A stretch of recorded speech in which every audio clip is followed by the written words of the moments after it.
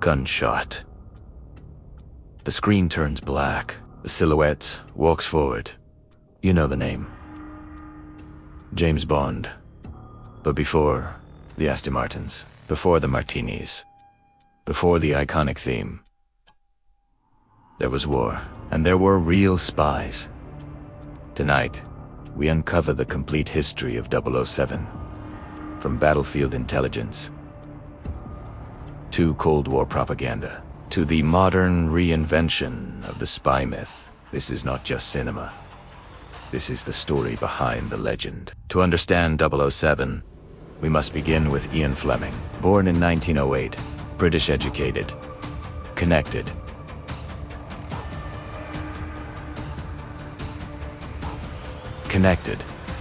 But his real transformation happened during World War II. Fleming worked for British naval intelligence. He wasn't just behind a desk. He helped design deception operations. He studied enemy psychology. He assisted in creating units that carried out covert missions in occupied Europe. One of those units, 30 Assault Unit, a real intelligence commando group. Their job was to enter enemy territory immediately after invasion and steal secrets, documents, codes, technology. Fleming witnessed how espionage shaped global power. He met men who were fearless, men who lied for a living, men who carried death quietly. Bond was born from these men, not from fantasy, from reality. In 1953, Fleming published Casino Royale, introducing Commander James Bond, Agent 007.me6. The 00 designation meant something specific.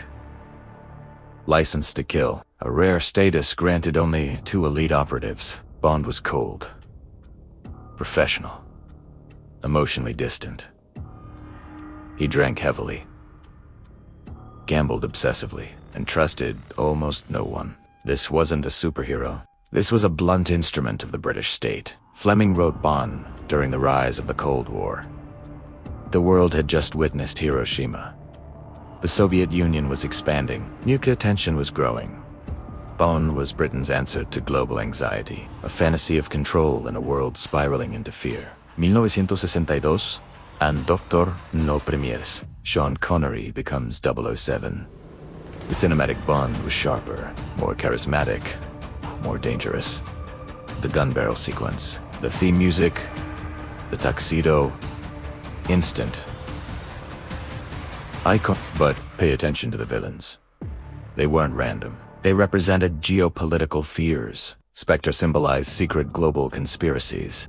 Goldfinger symbolized economic manipulation. From Russia with Love mirrored Cold War paranoia. Bond films became reflections of the world's tensions. And the audience loved it, because Bond didn't just survive global threats. He dominated them. As the world changed, so did Bond. Roger Moore's era brought humor during a time of political exhaustion. The 1970s were uncertain. Bond became lighter. Then came Timothy Dalton. More serious, more intense, closer to Fleming's original version. Pierce Brosnan defined the 1990s. Post-Cold War, tech-driven threats, media moguls, cyber warfare. But something was changing. The world was becoming morally complex, and audiences wanted realism. 2006. Casino Royale returns. Daniel Craig steps into the role. This Bond bleeds. He falls in love. He makes mistakes. He is manipulated. The invincible myth cracks. For the first time, we see how MI6 creates Bond. How trauma shapes him. How loss hardens him. How loyalty isolates him. The films begin questioning intelligence agencies. Are they protecting the world, or creating chaos to control it? Skyfall explores surveillance. Spectre explores global data control. No Time to Die explores legacy. Bond becomes human, and humanity is dangerous. There is a theory that refuses to disappear. What if James Bond isn't one man? What if 007 is a designation passed down? Different faces, same number. The films subtly hint at this possibility. When one agent dies, another takes the number. The code remains. The legend continues. Governments understand something powerful. Symbols outlive people. Bond isn't just an operative. He is psychological warfare. He represents Western resilience, British sophistication, state-controlled violence wrapped in charm. More than 70 years later, James Bond is still alive.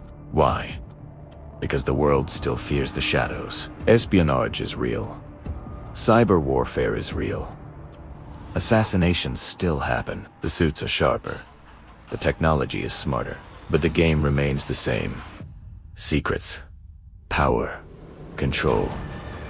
Bond survives because he represents something timeless. The fantasy that one skilled agent can restore order. But the truth, real intelligence work is quieter, messier, morally gray. Bond is the polished version of a brutal world, and maybe that's why we need him. The screen fades to black. The theme echoes softly. James Bond isn't just a film franchise. He is a mirror of global fear, a product of war, a symbol of power. And as long as nations spy on each other, there will always be a 007, gun-shy. Cut to silence.